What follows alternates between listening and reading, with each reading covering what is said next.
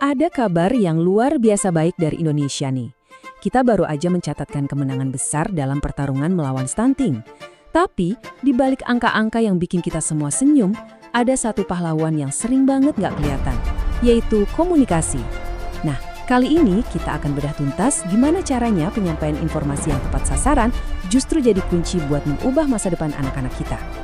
Nah, ini dia angkanya, 19,8%.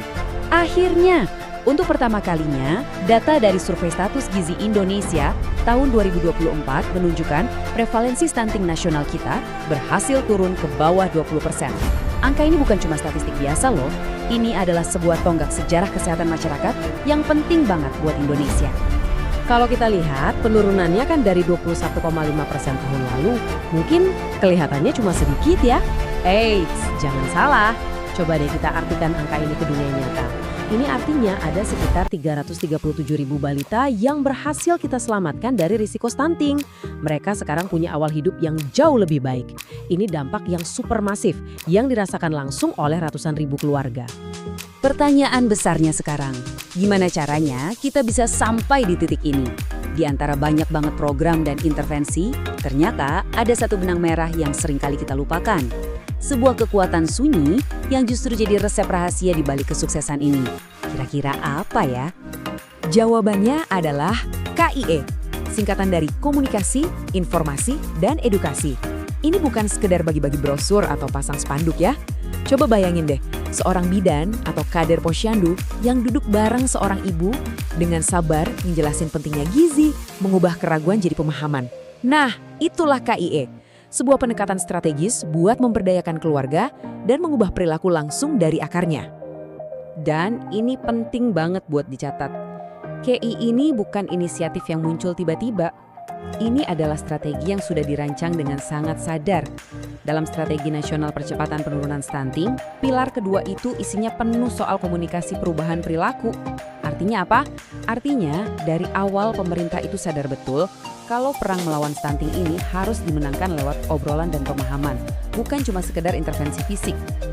Buktinya, wah jelas banget. Sebuah meta-analisis atau studi gabungan dari berbagai penelitian menemukan satu kesimpulan yang, jujur, cukup mengejutkan. Dari semua jenis intervensi yang ada, program edukasi yang targetnya langsung ke kader, ibu hamil, dan ibu balita, itu ternyata yang paling efektif. Bukan suplemen, bukan bantuan makanan, tapi pengetahuan. Ya, pengetahuan terbukti jadi senjata paling ampuh. Mau lihat contoh nyatanya? Oke, kita lihat program Si Besti. Program ini ngasih edukasi yang sebenarnya simpel tentang daun kelor ke para kader. Hasilnya luar biasa transformatif. Tingkat pengetahuan kader yang tadinya cuma 12% yang masuk kategori baik, langsung meroket jadi 74%. Ini bukti konkret gimana satu sesi edukasi yang tepat sasaran bisa melipat gandakan agen perubahan di lapangan. Kerennya lagi, efek KIE ini nggak berhenti di posyandu atau puskesmas aja. Ambil contoh buku Kia. Saat seorang tenaga kesehatan, entah itu bidan atau perawat, meluangkan waktu sedikit aja buat ngejelasin isi buku itu, efeknya berantai loh. Hampir 85% ibu-ibu itu kemudian membawa obrolan tadi pulang ke rumah, terus ngebahas lagi sama suaminya. KIE berhasil membawa informasi penting dari ruang klinik ke meja makan keluarga, tempat di mana keputusan sehari-hari dibuat. Dan pola kayak gini tuh kelihatan di banyak banget program sukses di seluruh Indonesia. Mulai dari GRCP penting yang gandeng tokoh masyarakat, terus ada Desa B2SA yang memberdayakan komunitas lokal, sampai 10 Pasti yang pakai bantuan teknologi digital. Metodenya boleh beda-beda, tapi DMA-nya sama. Semuanya itu digerakkan oleh mesin KIE. Keberhasilan mereka semua itu akarnya ada di komunikasi yang efektif. Oke, keberhasilan ini jelas harus kita rayakan. Tapi, ini bukan berarti perjuangan sudah selesai. Justru muncul pertanyaan yang lebih krusial sekarang. Kalau KIE ini sebegitu pentingnya, dan para tenaga kesehatan adalah kurirnya, apakah kita sudah memberikan dukungan yang cukup buat mereka? Buat para pahlawan di garda terdepan ini? Soalnya, tantangannya itu masih nyata banget. Lihat aja kesenjangan antar wilayah. Angka stunting di NTT itu masih jauh banget kalau dibandingin sama Bali. Begitu juga kesenjangan ekonomi. Ini semua adalah sinyal kalau jangkauan KIE kita belum merata.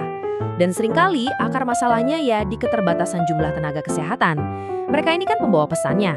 Dan saat ini jumlah dan dukungan untuk mereka rasanya belum cukup untuk bisa menjangkau semua orang. Jadi, ini dia intinya. Di tengah lautan intervensi, mulai dari biskuit tambahan sampai tablet tambah darah, bisa jadi nutrisi yang paling krusial itu bukanlah yang kita telan, tapi yang kita pahami, pengetahuan. Dan yang menyajikan nutrisi ini adalah para tenaga kesehatan dan kader kita. Mereka nggak cuma ngasih vitamin fisik, tapi juga vitamin pemahaman yang bisa memberdayakan sebuah keluarga untuk selamanya. Nah, ini membawa kita ke sebuah pemikiran akhir.